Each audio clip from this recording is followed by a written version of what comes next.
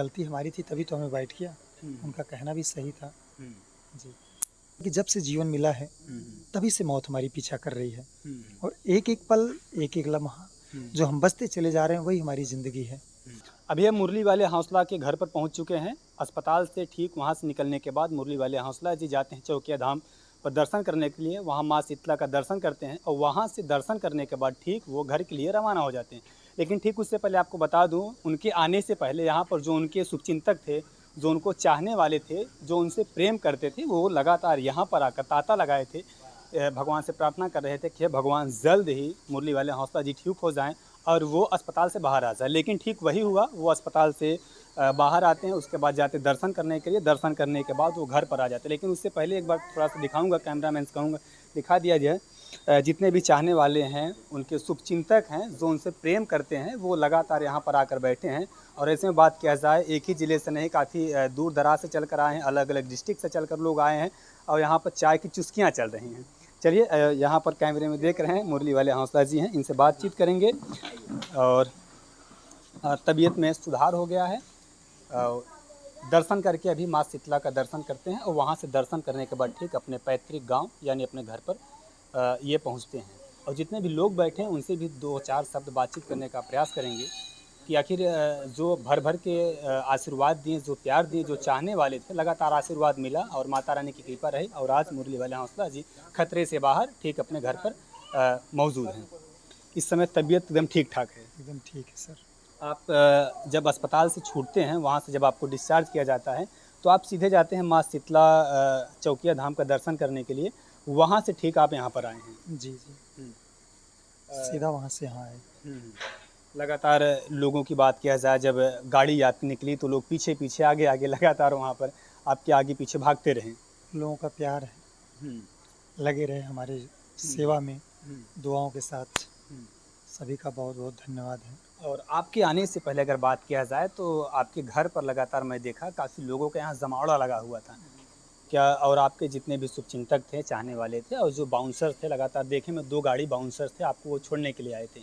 तो वो क्या हमेशा रहते हैं या सिर्फ आज ऐसी स्थिति में आपको छोड़ने के लिए आए? हमें बाउंसर की ज़रूरत नहीं होती, हम तो हमारे सभी चाहने वाले हैं। हम क्या करेंगे बाउंसर, तो हम तो नॉर्मल रहते हैं, कभी ऐसा कुछ नहीं है। आज थोड़ी महसूस हुई प्रॉब्लम तो मित्र लोग थे, उन्होंने कहा कि आ जाए, हमने कहा कि आ जाइए। इसी बहाने लोगों से मुलाकात हो गई। लगातार आपके लिए लोग यज्ञ हवन भी करते रहें कि जल्द ही माता रानी का आशीर्वाद रहे, आप जल्द ही ठीक हो जाएं और आप ठीक होकर घर पर बैठे हैं इस समय। हाँ जी सर, आ चुके हैं। अभी हाथ में दर्द है, थोड़ा इसको सेकेंगे, थोड़ा आराम करेंगे। डॉक्टर साहब ने क्या बोला है, कितने दिन में ये जो आपका राइट साइड वाला हाथ है वो कितने दिन में ठीक ठाक हो डॉक्टर जाएगा? साहब ने बताया कि 2-3 महीने में ये ठीक होगा, लेकिन जब इसको ठीक करेंगे आप रेस्ट देंगे तब। तो रेस्ट हम कैसे देंगे जब आप लोग रेस्ट लेने देंगे? नहीं, ठीक है, बिल्कुल सही कह रहे हैं कि आपको आराम की ज़रूरत है, लेकिन अपडेट भी देना ज़रूरी है। जो हमारा काम है वो अपना लगातार अपना कर्तव्य निभा रहे हैं। मैं सोचा कि 2-4 मिनट आपसे बातचीत हो जाए, क्योंकि दर्शक भी परेशान रहते हैं ना, इस समय क्या हुआ, क्योंकि जब आपको सर्प बाइट किया था तो लोग इस समय इतना परेशान हो गए थे, क्योंकि आप तो अस्पताल में चले आए थे। लेकिन वीडियो जब आप यूट्यूब वगैरह खोलते होंगे तो आपको खुद पता चलता होगा कि हमारे चाहने वाले कितने लोग हैं। नहीं देखे हैं, देख लेंगे। हाँ, अभी देखे नहीं हैं। अभी तो हाथ काम नहीं कर रहा है, देखेंगे। हाँ, लेकिन पता चलता है, दुआओं में ही दम है, तो आ गए तो पता चल गया कि लोगों ने बहुत दुआएं दी। बहुत बहुत धन्यवाद, ऐसे ही प्यार बनाए रखिए और फिर आते रहिए आप भी।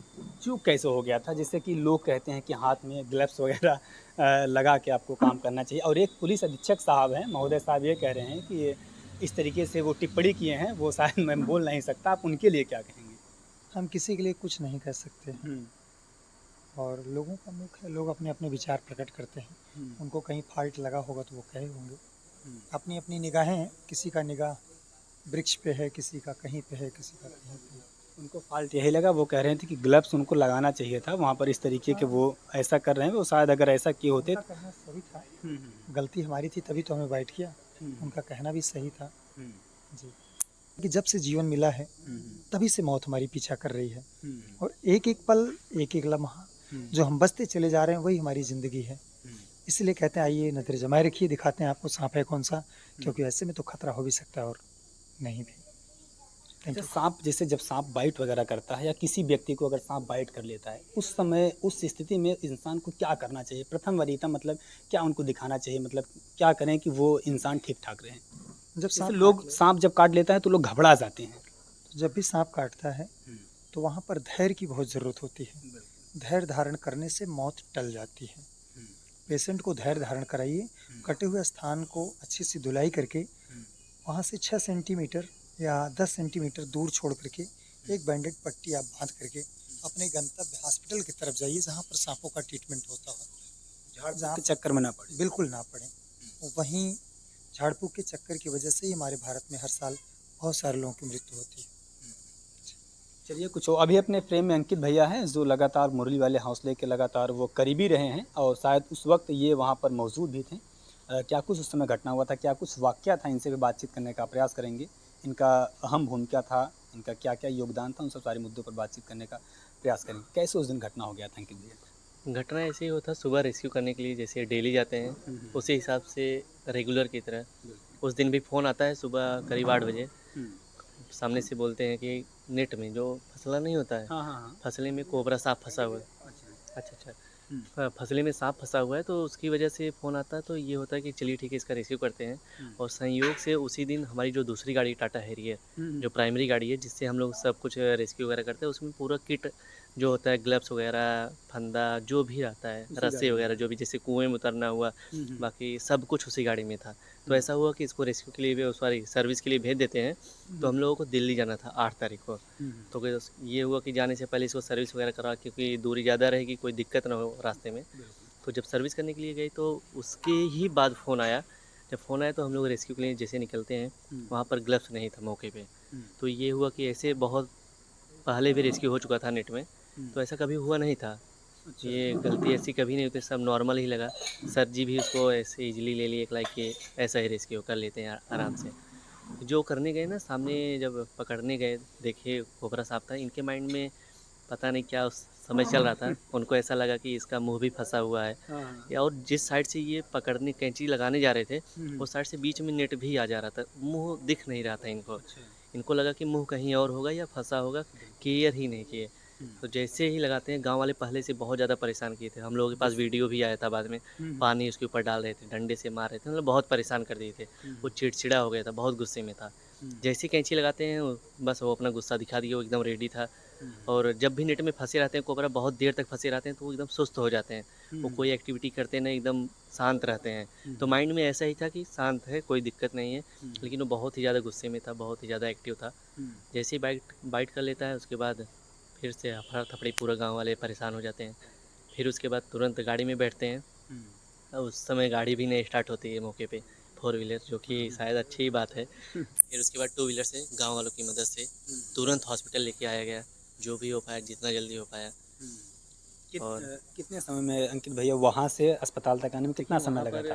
हुँ, हुँ, वहाँ पर गाड़ी स्टार्ट करने में, गाड़ी में धक्का देने में हुँ, 10 मिनट चला ही गया था। अच्छा। अब बेसिक इतना टाइम तो चला ही जाएगा उसको समझने में, अरे ये करो, वो करो, धक्का दो। हुँ, अब हुँ, लेकिन वहाँ पर सबसे जल्दी डिसीज़न ये लिया गया कि जल्द से जल्द इनको हॉस्पिटल लेके जाया जाए, पहले कैसे भी लेके जाया जाए। हुँ। गाड़ी स्टार्ट हो ना हो बाद में देखा जाएगा। डिसीज़न कौन लिया था? मतलब आप ही लोग डिसीज़न लिए थे या नहीं, मुरली वाले हाथ से? सबका ही डिसीज़न था लगभग, हाँ, सर ने हाँ। ही बोला कि हाँ, इसको पहले चलते हैं। हुँ, हुँ, फिर तुरंत टू व्हीलर आती है और हुँ, तुरंत हॉस्पिटल आते हैं।